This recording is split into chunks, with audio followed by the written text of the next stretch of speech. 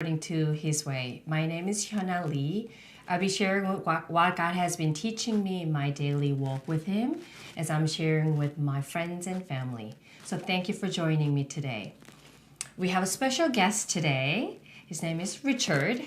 And I mentioned that before, but he works at a HSBN here in the studio. And he is just so talented with what he does, but also he is sold for Jesus. So it's so good to have him in this studio in my show today, continue to talk about the issues in diversity, division, and the racial issues that we are facing in this time. So welcome back, Richard. Glad to be here. Thanks for having me again. Yeah, we had so much fun last time. Time went so quickly. We couldn't even cover the half of what we had. Well, we better do better because the second one usually goes faster. So. But do not worry. If you need more time, we can do to be continued. Okay, for the third part. So just spit out everything you have in your heart and what Holy Spirit is leading you. Let the Spirit take it. Exactly. Just be free. Yes. So there's no limitation in time and place. It's all His, right? Exactly. So last time we touched base on the cultural differences, and we talked about our experiences in our past. And he's a perfect person to talk to because he was surrounded by different culture, and me coming into a different culture, so it's a perfect scenario, right? And we are sitting together in harmony. Person who grew, born here, grew up here, and person who moving immersed into, yes, unity. There is a unity right here, so it's perfect. And we also touch base on what God's view on these issues. And we talked about the Tower of Babel, and I briefly talked about Acts 4:32. But you can always go back to the previous show, watch his passionate... You're too kind. Exactly. You can actually rewatch it, but I'm going to briefly talk about what God has shown me during my meditation about this issue. So he definitely mentioned about Tower of Babel.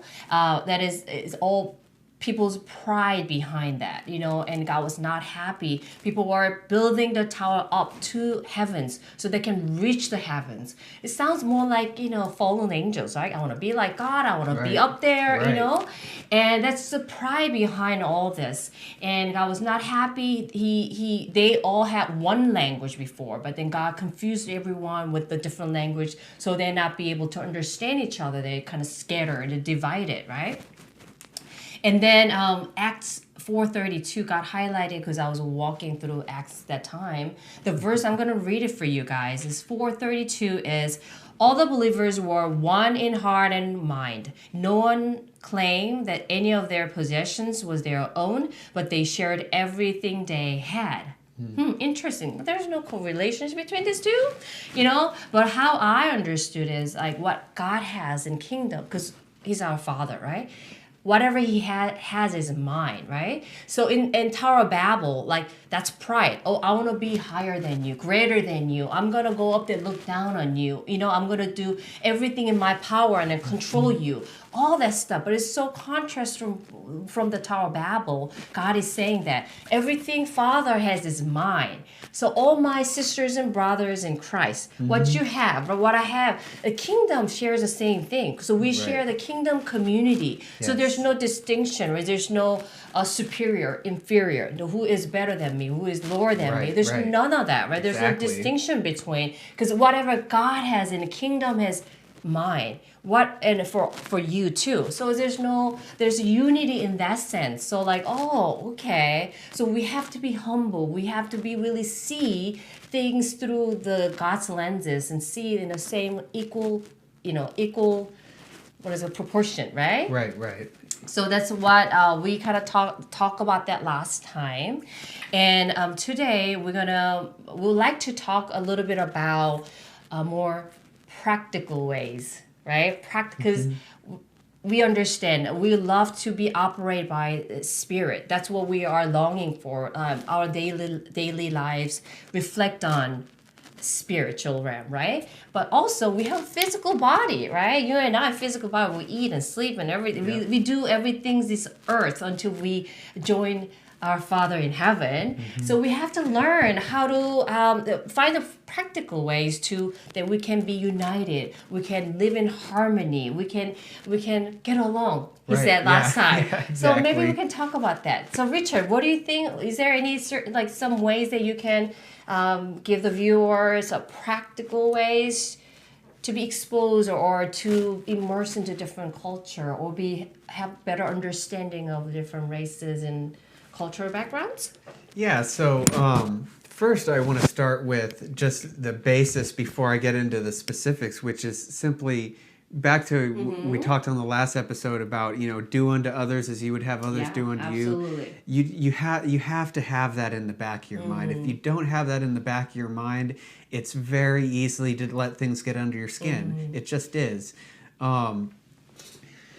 So, for instance, when you're dealing with people, whether it's food or clothes or whatever it is, you need to have that in mind because that's going to be the basis by which you interact in anything else. So, for instance, I'll start with something simple like food, some people are very picky about what they eat. Some people will eat anything. I think the important thing when it comes to things like this is to figure out what it is, like where are you at? Because you don't necessarily have to try another culture's food to understand them. You don't have to try their clothes, but there's something somewhere in there where if you're around a certain culture all the time, you need to find some sort of common ground because if you don't, it's again very easy to let the enemy step in and start creating divides that are just, the thing that you get mad about and you're and then 5 minutes later you're like, I'm sorry God, I'm just being a jerk, and like just thinking about myself again. So that open-mindedness. Yes, absolutely. And so like for instance, I can give an example of living in Orange County. At least North Orange County, pretty much everybody, even if they don't know what it is, they've heard of pho. The Vietnamese dish, a popular Vietnamese dish. It's a rice noodle, and it's typically, at least here, served as in a soup fashion. Now, the first time I think I was either like a senior in high school or maybe just graduated, and one of my friends is like, "Oh, you want to go get pho?" And I'm like, "Pho? What's that?" I thought he was saying a curse word. I mean, I know, sounds like it in a the little English bit. language, there's those things, and so I'm like, "What are you talking about?" He's like, "No, it's food, blah blah blah." And I kind of wanted to, I don't know. And he's like, "Trust me, it's really good." And so I was just like, you know what? Yeah, I'll try it. I'll give it a chance. Because I'm that kind of person. Food is something where it's like, as long as it doesn't. I'm more of a texture person, so like. If something has a weird texture, that's usually where I don't like things. Sometimes things have weird flavors, but the things that typically make me just go are things with just strange textures. I love sushi and seafood, but don't give me octopus, please. It's too chewy. You know what I mean? Yeah. It's that it's sort of okay, thing. have a preference. Right, Yeah. right, and that's what I mean is sometimes we get so sucked into the idea of, oh, well, this culture eats this food and I don't like that, so X, Y, Z. Right. It's like, you can there are go more to, options. Hello, right? Right. You can go to a Chinese restaurant here, and if you talk to people who have come from China, you're going to find out real quickly that there's some of the stuff that's similar, but a lot of the stuff here is Americanized. Exactly. There's things added to it, or they're very cherry-picked dishes that are only common in maybe some small sections of a country, and so you find out, oh, there's a much more rich thing. So don't let yourself get trapped into, I tried this piece of sushi and it's terrible, so I'm never going to try any of that again. Now, if you don't want to try it again, okay. It's all about the attitude, right? But the heart you carry. Don't let that be a dividing thing, because I've seen this to some extent where people will, I don't like this food, and then they'll turn around and somebody does something from that culture that annoys them, and then they turn around and use that thing as, oh, you stupid whatever, and it's like, sometimes it's just us lashing out stupid, but I mean, think about it. If you're a Christian and you're doing this, if people know you're a Christian, you're making Christ look bad, number one. And number two, you're just, you're confusing people. Because people say, oh, look at this racist, or look at this, I know, look not at that, this loving. bigot. And sometimes it's like, no, this person made a dumb comment. Like, we have to be careful. Right. So, again, culture clash, if you go, and I think it's more if you go somewhere, but we also need to understand that just because I live here doesn't mean I have exclusive, monopoly on how you should act and, what language you should speak in a restaurant. No. I mean, even those of us that haven't dealt with, very outright hatred. Yeah. A lot of times you've unfortunately heard some people say some things. And I mean, sometimes it's somebody that you're like, why did you just say that? Like, I know you don't hate these people. I know this. And they're like, oh, blah, blah, blah, blah, blah. And then you're like, oh, no. Like, that's not what their culture is about. We start projecting things onto their culture based on a bad experience we had or whatever. And so we have to, when we want to, the way I put it is, if you feel like you need to lash out in any way, if you feel even an ounce of annoyance, you probably shouldn't. But first of all, say you it. should not. You should not feel that way. Well. So this is the thing. You shouldn't be entertaining. Right. Because Exactly. here's the thing: You the should not devil entertain the thought. will come in Yes. and try to plant a seed. Right. Oh, this stupid this. And that might go through your mind. Yeah.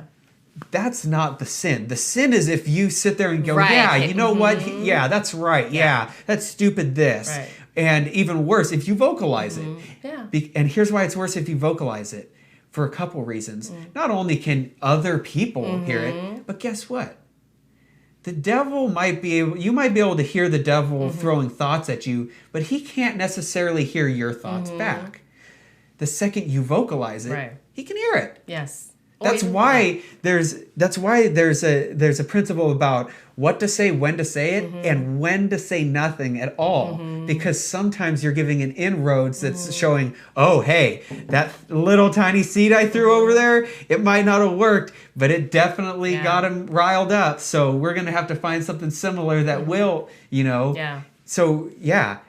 If you feel even that little angst of anything, I agree. Stop and say, why am I feeling like this? Yes. Pray about it. Yes. Lord, why do I feel like this? This doesn't seem right. I shouldn't be mad about this seeming thing. And I mean, let's be clear. Sometimes things will happen between cultures that aren't appropriate. Plain and simple. Right. And those things have to be called out. But we can't use that mentality as an excuse to just bat it around every time something comes along. No. It's a bad habit. Yes. So for me, I think the thing that I say in dealing with different cultures the most is you have to be able to begin to realize when those wrong thoughts are coming in and recognize that it's making you feel a certain way. Because if you don't realize that, it is so easy to trip and make the mistake.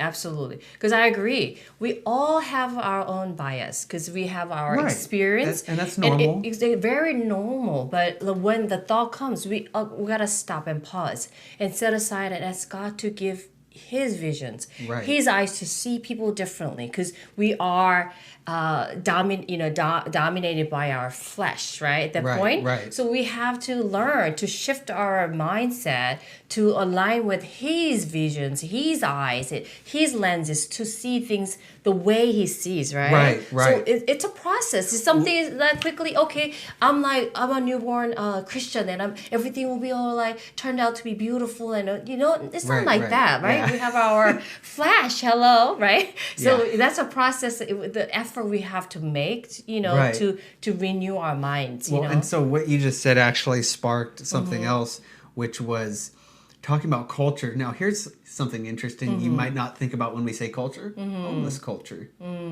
Homeless culture. Yeah. I know somebody in his name is Brian Peterson. He has an organization called Faces of Santa Ana. And what basically his story was he wasn't a Christian. He always heard this homeless guy outside of his apartment. He called him the screamer because this guy would just be screaming, and it was like, oh, that guy. Well, Brian got saved, you know, and through one day, you know, the Lord just, you know, spoke to him like, you need to talk to this guy. So he went and approached him, talked to this guy, and one thing led to another. I won't tell the whole story, but essentially, he decided, you know, he asked this guy, would you be willing to let me paint you? I want to paint you the way God sees you. Oh, and what he did is and I mean, if you look up his art, Faces of Santa Ana, it's amazing art that he draws of these people. You see the picture of this homeless person, and then the picture next to it, all these vibrant colors. You're just like, that's yes. Amazing. And so I know him a little bit. I had the privilege of meeting him, and on several occasions I've been at conferences with him, so we've gotten to chat. And the first time I met him was at a conference, and we were. Are you familiar with prophetic art? Yes. So it was a prophetic art exercise, and it was basically, you know, pray to the Lord, you know, is there something about this person that you want them to know that I can draw, you know? And it doesn't have to be fancy drawing or anything. It's just, you know, what do you want me to draw that kind of has a message about this person? And I had seen like him up there because he was part of the conference. Right. Like he was going to be a speaker. He hadn't spoken yet, but he was up there the whole time, you know, doing one of his paintings. And it's funny because I had heard of Faces of Santa Ana like a year or two prior. And I kind of realized like, oh, this is that guy, you know? And so when I asked the Lord, like, you know, because we got paired up for this exercise, I got paired up with him. And I was, oh, okay. So, you know, I asked the Lord, what do you want me to draw from? Like, what do you want me to say? And he said, and he basically told me like, he has, you know, he's looking at these people, these homeless people through my eyes, through my glasses. So he literally had me draw like a set of glasses, and like, you know, they had, you know, like shining off them, you know, the little streaks and stuff like that. And basically the message was, you know, you see people through God's lenses. Yes. Amen. And so talking about culture, we have, I mean, even, you know, homeless versus non-homeless, there's culture clashes. Yes. And he came in, and so here's the fun part. Those paintings he does, you know what he does with them? He sells them for, I mean, a lot of money. Right. And that money he gives to those people. Now he does it responsibly though. Because we all know, even whether you're homeless or not, many of us have that tendency. We got a lot of money, we want to just start spending it. So he's responsible about it. He basically, you know, sets it up. It's not in an actual, like, necessarily, I don't know. He might have it in a bank account, I don't know. But he basically sets that money for that person aside, and they're able to, you know, interact with them, and he can help them get things so that they're not just spending it willy-nilly. Right. But the money's still going back to them. Wow. That's good. And I mean, all because God wanted this man to see these homeless people through his eyes. Yeah, you know, absolutely. Just because you're down and out doesn't mean you're garbage. Yes. You know. Yes. You know it, and I mean, I'll be the first one to admit I've had those moments where. Because I mean, my older job, you know, I had to deal with homeless people at night on the beach all the time. The beach is closed. You can't be here. And I mean, I felt bad, you know. But I mean, you know, some of them were very nice. Some of them were complete jerks, to be honest. But, you know, it was like, I didn't want to make it, you know, I didn't want to treat this guy this way just because this guy over here was a jerk to me. Exactly. You know? Yeah. And so it's funny looking back about, you know, seeing people through God's eyes. I realized that in a sense, God was having me do that. Yeah. You know? Yeah, absolutely. You know? And there was so many times where I'm like, like, you know, this and that, and, you know, I don't want to do this, and I don't know what to do. And then God just showed me, you know, okay, do this and that. And then it got taken care of. Yes. You know, I didn't have to kick that person out. Or that person, you know, when I said, hey, the beach is closed, you can't be here, they were nice, or whatever it was, you know. And, you know, even then, you know, sometimes you still have to deal with the jerks that want to curse you out. Oh, I know. I slept here 5 years ago and nobody said anything. And, and you know, it's like, I'm sorry, you know, like, but I always saw it as like, yeah, you might be out on the street, and some homeless people are people that you could almost call them nomads. That's their lifestyle. It's not that it's not that they're homeless and they want to be in a house. It's just that they just want to do the things their way and they're okay with living on the street. It is what it is. Yeah, it is heartbreaking.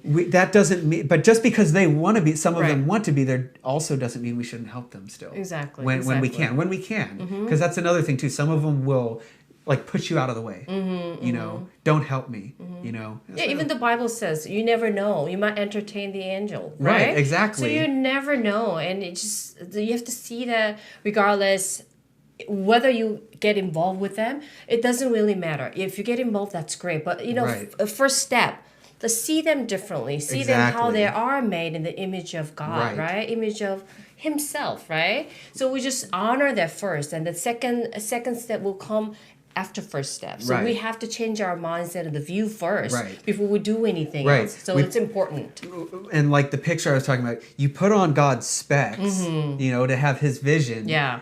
If you're doing that first, there shouldn't be an issue. Mm-hmm. The only way there's going to be an issue is if you put His specs on and then you let the devil find a way to get you to take them back off. Right. You know, So if easy you got them though. on, you're good. But the second you Unfortunately. take them off, and Yeah. it's that daily walk. You know, Yes. you got to Constantly, Yes. putting it back and make sure Right. it stays, Right. you know, stay there, right? Right, Yeah. exactly. You know, Yes. the Apostle Paul had a thorn in I the flesh know. that he had to deal with. I You know, know. constantly throwing accusations at him. You know, a spirit from the devil literally says that's what the thorn is. Yes. So he's literally having to go throughout life, whether it's being accused of, oh, you used to kill Christians, or, you know, you're not really being effective. Whatever it was that Paul was hearing, he was literally hearing, you know, accusation thrown at him constantly, which, I mean, any of us that have dealt with accusation know it's very discouraging. absolutely, And very yes. easy to say, oh, well, I'm not going to do this, you know. Like right now, we're having this conversation. You know, this is the second time I've been on your show. This is the fourth time I've been on any shows. And even then, the devil still tries to throw at me discomfort. You know, I'll get a stomach ache or whatever it is. And I'm just like, Lord, I need you right now. Yes. Because, you know, if I don't lean it, I'm going to get stressed, you know. Yes. And I just, you know, you sit there and, yeah, he constantly tries to stress you out. Yes. And I mean, and again, he will do that in every situation. So In when every you're situation. dealing with other cultures, it is so important to know God's voice. Absolutely. Because if you know God's voice, it's a whole lot easier Yes. to tell the devil's voice. Yes. Because God's voice, while he might correct you sometimes, isn't going to make you feel like trash. Right. Not condemning, right? Now, God might convict you of something, and then the devil turns around and tries to make you feel bad about it. But you got to stop and say, okay, Yes. what are we doing here? Because the second you start going down that path, it is so easy to divide with other people. Absolutely. Because you're having a division in yourself by separating, Yes. you know, your communion with God, and so then it's just easy for you to divide from anything else. Yeah. So piggyback on that. So that's Right. why when Jesus brought his language back, right? Heavenly language back to us, we have to learn the language. It's not automatic. It's only you can develop that by daily walk with Him, right?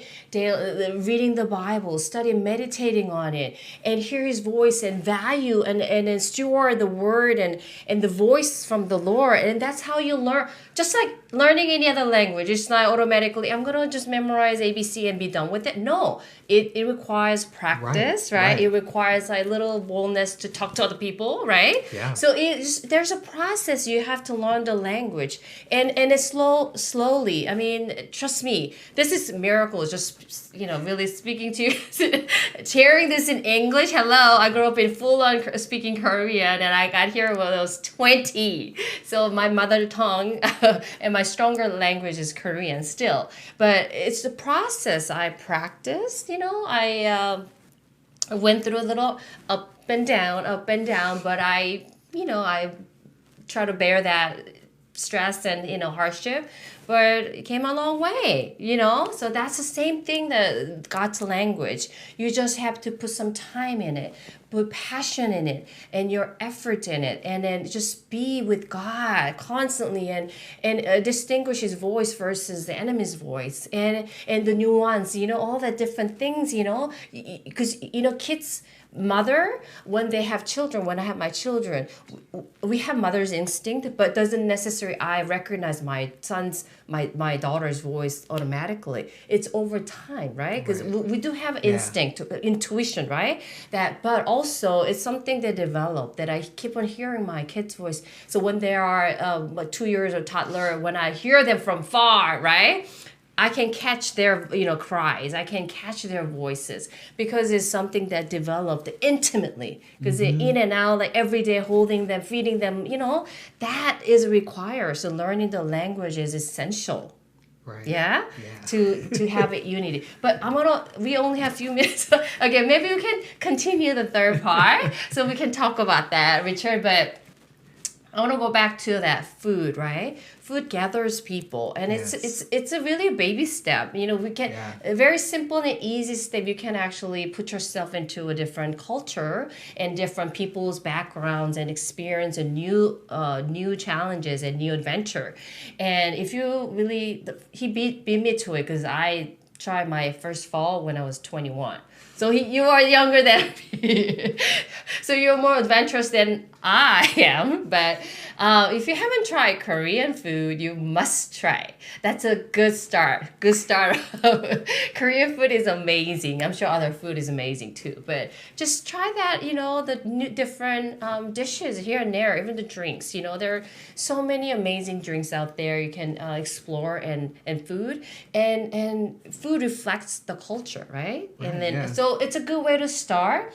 So maybe until we meet next time, maybe try that one first. Try go into a different restaurant, talk to those people with different backgrounds, different language, different color, different language. Just try them and get to know them a little better, and see how God's gonna lead you, right? And go in with the right heart too, because again, if you're going into another culture, a lot of times it's very easy. The language is different, or maybe they're speaking your language, but it's hard to understand, and it's very easy to get to get annoyed by that. Right. If you're not in the right state of mind. You have to go in realizing, hey, there's a possibility we might have trouble communicating, but we're going to make the best of it. Yes. So thank you again, Richard. Maybe I'll see you next time for third part. Yeah. So thank you, everyone. I wish you have a great day, and God bless you. God bless you. Thank you.